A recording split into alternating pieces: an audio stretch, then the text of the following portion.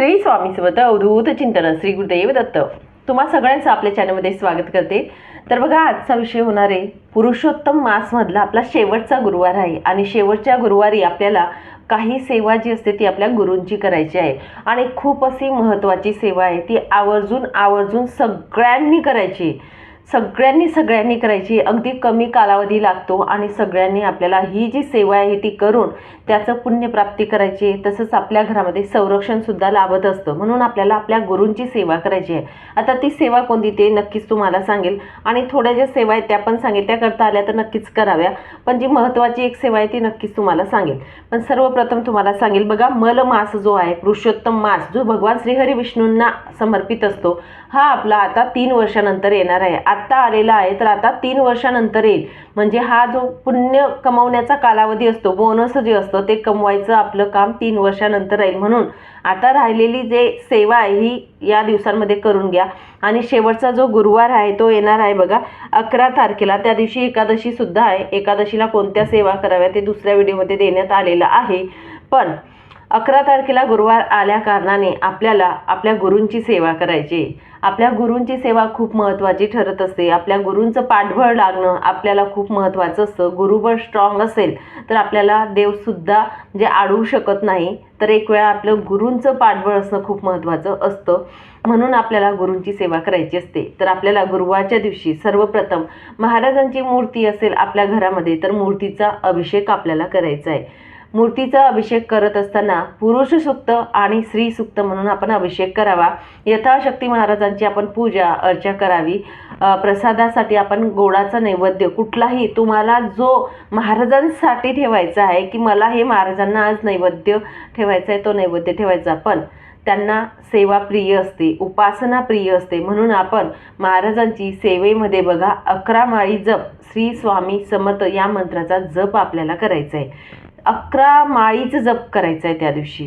तुम्हाला जमलं नाही एवढ्या हे गुरुवार जे गेले, जे अधिक मासमध्ये जे गुरुवार गेले किंवा अधिक मास पूर्ण झाला, यामध्ये मला गुरूंची सेवा काहीच घडली नाही, मला करताच आली नाही, मला वेळच साध्य झाला नाही, तर गुरुवारच्या दिवशी 11 माळी जप हा नक्कीच आपल्याकडून व्हायलाच पाहिजे। आणि दुसरं म्हणजेच काय तर तारक मंत्राचं तीर्थ। आता तारक मंत्राचं तीर्थ जे आहे ते आपल्याला तारून नेत असतं, हे आपल्या सगळ्यांनाच माहिती आहे। तारक मंत्राचं तीर्थ हे सगळ्यांनी आपल्या घरात करायचे त्या दिवशी। तारक मंत्राचं तीर्थ जे असतं ते आपल्याचं संरक्षण करत असतं, आपलं संरक्षण कवच असतं, आपल्याला बळ देत असतं, आपल्याला सामर्थ्य देत असतं, म्हणून आपल्याला हे तारक मंत्राचं तीर्थ बनवायचं आहे। ते तारून घेत असतं, ठीक आहे, आपला जो वाईट काळ असतो ना त्यामधून तारतं, म्हणून आपल्याला तारक मंत्राचं तीर्थ सगळ्यांनी आपल्या घरात बनवायचं आहे। बनवून झाल्यानंतर आपल्या घरात ते शिंपडायचं आहे थोडंसं आणि सगळ्यांना तीर्थ हे प्राशन करायला द्यायचं आहे आपल्या घरात। तर नक्कीच 11 वेळाच तारक मंत्र म्हणायचा आहे।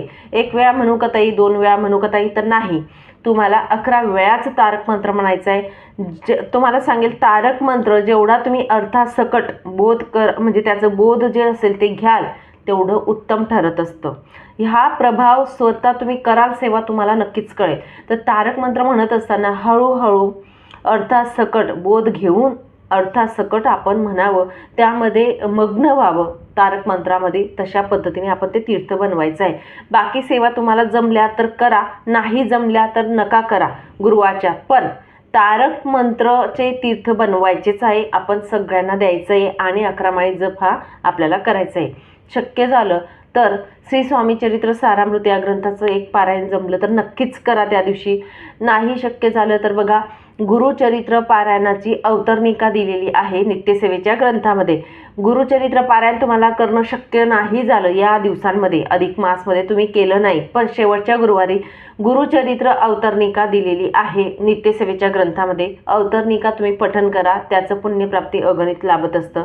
तसेच तुम्हाला सांगेल, स्वामी चरित्र सारामृताची अवतरणिका दिलेली आहे, ती सुद्धा तुम्ही पठण करू शकतात। तर तुम्हाला सांगत होती, श्री स्वामी चरित्र सारामृताची अवतरणिका सुद्धा दिलेली आहे, ती तुम्ही पठण करू शकतात गुरुवारच्या दिवशी। या सेवा आवर्जून तुम्हाला करायची आहे। तसेच तुम्हाला सांगेल, महाराजांची आरती जी आहे ती 2 वेळा घ्यायचा प्रयत्न करा, सकाळी संध्याकाळी 2 वेळा आपल्याला आरती घ्यायची आहे। शक्य झालं नाही तर 1 वेळा तरी घ्या। आणि आरती आपल्याला नक्कीच करायची आहे. आणि तसेच तुम्हाला सांगेल, गुरुचरित्र ग्रंथातील 18वा अध्याय जो आहे तो तुम्ही पठण करू शकतात. त्यानंतर 14वा अध्याय जो आहे तो तुम्ही पठण करू शकतात. एक वेळा कधीही तुम्ही बसा, सकाळी संध्याकाळी तुम्हाला जमेल त्या कालावधीमध्ये तुम्ही वाचन करायचं आहे तरीही चालेल. त्यानंतर गुरुबळ वाढण्यासाठी 9वा जो अध्याय आहे गुरुचरित्रामधला तो पठण करू शकतात. हे बरेचसे जे अध्याय असतात हे पठण केल्याने आपल्याला त्याचं फळप्राप्ती हे अगणित मिळत असतं. तसेच तुम्हाला सांगेल, दत्त महाराजांची दत्त बावन्नी आहे ती तुम्ही पठण करू शकतात. महाराजांची सहस्रनामावली आहे ती सुद्धा तुम्ही पठण करू शकतात. नंतर दत्त महाराजांची कुठलीही सेवा जी असेल, जी तुम्हाला आवडत असेल ती सेवा तुम्ही त्या दिवशी करू शकतात. दत्तभावांनी केली तर दत्त स्तोत्र जे आहे ते सुद्धा दत्त महाराजांचं स्तोत्र पठण करू शकतात. किंवा तुम्हाला सांगेल, घोर कष्टोद्धारण स्तोत्र तुम्ही 11 वेळा संकल्प करून ते सुद्धा करू शकतात. या छोट्या छोट्या ज्या सेवा आहेत त्या तुम्ही करू शकतात. सिद्धमंगल स्तोत्र आहे ते सुद्धा तुम्ही 11 वेळा म्हणू शकतात. तर या सेवांपैकी तुम्हाला जी जमेल ती सेवा, तुम्हाला जी आवडेल, जी तुम्हाला साध्य होईल, की ताई मला कमी वेळामध्ये ही सेवा मी करू शकते, ती सेवा तुम्ही त्या दिवशी करायची आहे. कुठलीही सेवा करा, पण थोडी का असेना आपल्याला गुरुवारच्या दिवशी, शेवटचा गुरुवार आहे आपला अधिक मासमधला, मलमासमधला, तर नक्कीच या गुरुवारी आपल्याला आपल्या गुरूंची सेवा करून त्यांच्या चरणी अर्पण करायची आहे. आणि कुठलीही सेवा करा, कोणतीही करा, पण मात्र तुम्हाला सांगेल, तारक मंत्राचं तीर्थ हे सगळ्यांनी आपल्या घरात बनवायचं आहे. आपल्या घरात सगळ्यांना तारक मंत्राचं तीर्थ देऊन ते फेकायचं नाही, इकडे तिकडे वाया जाणार नाही याची काळजी आपण घ्यायची. जे तीर्थ तयार होईल ते, जर तीर्थ उरलंच तर ते झाडांना टाका, पण वेस्ट म्हणजे वाया घालू नका, त्याचा अपमान होत असतो. ते म्हणजे खूप पॉवरफुल असं बनत असतं, हे लक्षात घ्या. आणि म्हणून तुम्हाला सांगेल, तारक मंत्राचं तीर्थ आपण सगळ्यांनी त्या दिवशी बनवायचंच आहे. सगळ्यांनी आपल्या घरात सगळ्यांना द्यायचं आहे प्यायला आणि आपल्या घरात सुद्धा शिंपडायचं आहे. या पद्धतीने आपल्याला आपल्या गुरूंची सेवा जी जमेल ती करायची आहे. दत्त महाराजांची करा, श्री स्वामी समर्थ महाराजांची करा, श्रीपाद श्री वल्लभांची करा, नरसिंह सरस्वती महाराजांची करा, जी तुम्हाला शक्य होईल ती सेवा त्या दिवशी आपल्याला अर्पण करायची, हे लक्षात घ्या. खूप महत्त्वाची अशी माहिती होती. शेवटचा गुरुवार आहे आपल्याला सगळ्यांना या सेवा ज्या जमतील त्या सेवा जास्तीत जास्त करायचा प्रयत्न करायचा आहे. जी माहिती आहे ती महाराजांच्या चरणी अर्पण करते सेवा. आणि इथेच विराम घेते. नंतर अजून भेटेल अशाच व्हिडिओसोबत. श्री स्वामी समर्थ.